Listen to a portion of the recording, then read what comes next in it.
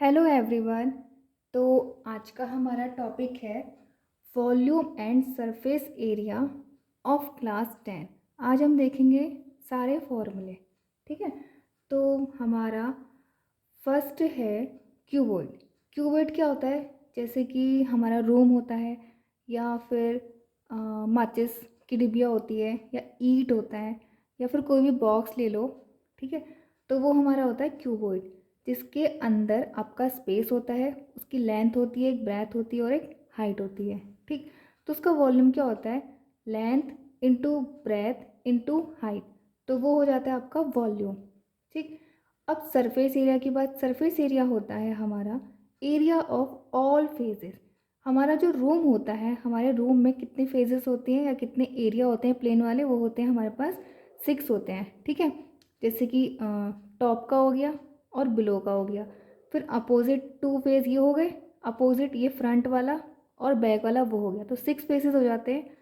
तो उन सब का एरिया आ जाता है 2 × LB + BH + HL। ओके, अब हमारा नेक्स्ट डायग्राम है क्यूब। क्यूब क्या होता है? क्यूबॉइड का एक स्पेशल केस होता है जहाँ पर क्यूबॉइड की ऑल साइड्स आपकी इक्वल होती है, यानी कि LBH सब इक्वल हो गए तो हमारा क्यूब बन जाता है। ठीक है, तो इस क्यूब की एक ही साइड होती है A, तो हमने A ले ली है।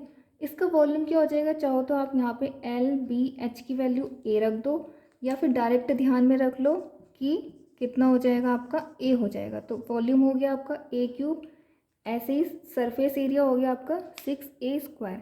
अब हम नेक्स्ट डायग्राम की तरफ चलते हैं। अब हमारा नेक्स्ट फिगर है सिलेंडर। सिलेंडर क्या होती है? हमारा एक रेक्टेंगल पेज होता है, उस रेक्टेंगल पेज की लेंथ होगी, जो लंबा होगा उसको लेंथ बोलेंगे और जो ये वाली लेंथ होगी उसको हम ब्रेथ बोलेंगे, छोटी वाली साइड। ठीक है, अगर हम इसको इसके अराउंड क्या कर दें, मोड़ दें इस पेपर को, तो ये हमारा सिलेंडर में कन्वर्ट हो जाता है। इस सिलेंडर के नीचे वाला बेस और ऊपर वाली जो रूफ होती है, जो टॉप होता है, वो आपका सर्कल होता है। तो ये आपके सिलेंडर का शेप का हो गया।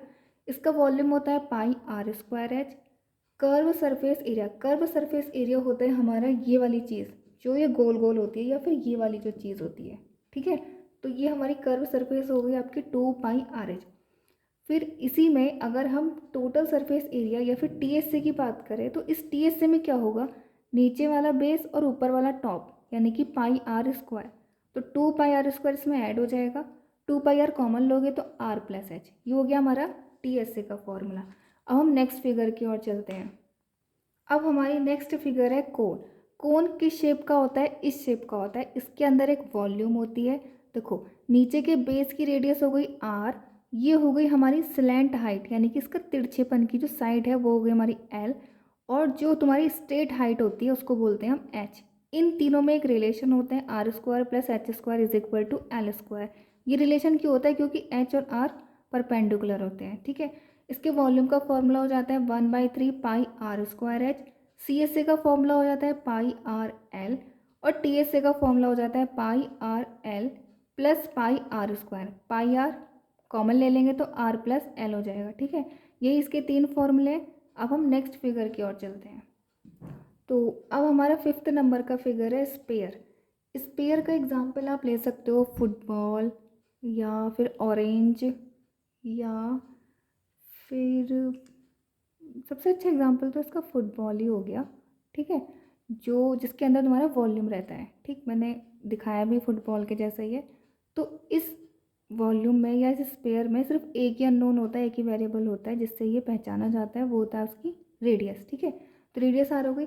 इसके वॉल्यूम का फॉर्मूला होता है 4/3πr³ और इसका TS यानी कि इसका सरफेस एरिया, इस पर कितना पेंट हो सकता है या फिर कितना टाइल लग सकती है या फिर इसमें कितना कपड़ा कवर हो सकता है, तो उसका फॉर्मूला होता है तुम्हारा 4πr²। CS से होता नहीं है इसका। तो अब हम नेक्स्ट फिगर पे चलते हैं। तो अब हमारी नेक्स्ट फिगर है हेमीस्फेयर। इसका एग्जांपल क्या है? जैसे कि लेमन होता है, लेमन को हम हाफ काट देते हैं तो नीचे की स्पेयर हो जाती है आपकी सर्कल और एक ऊपर बच जाता है हाफ। ठीक है, तो इसके वॉल्यूम का क्या फॉर्मूला होता है? इसके वॉल्यूम का जस्ट इसका हाफ कर दो तो 2/3πr³। ठीक, अब इसका CSA पार्ट, यानी कि ये जो गोल वाला पार्ट है, यानी कि हाफ लेमन में जो येलो वाला पार्ट है, उस येलो वाले पार्ट को आप बोलोगे CSA। उसका फॉर्मूला होता है 2πr²। ठीक है, अगर हम TSC की बात करें तो येलो वाला पार्ट और प्लस वाइट वाला पार्ट भी आ जाता है। तो इसका TSC का फॉर्मूला हो जाएगा इस 2πr² में एक और πr² ऐड हो जाएगा, क्योंकि इसका बेस क्या है, आपका सर्कल है। ठीक है, तो इसका TSC का फॉर्मूला हो जाएगा 3πr²। तो अब हमारे सारे फॉर्मूले हमने रिवाइज कर लिए हैं with in a short interval. ठीक, अगर आपको वीडियो अच्छी लगी हो तो शेयर सब्सक्राइब ज़रूर करें अपना channel math point TGT PGT को। Thank you.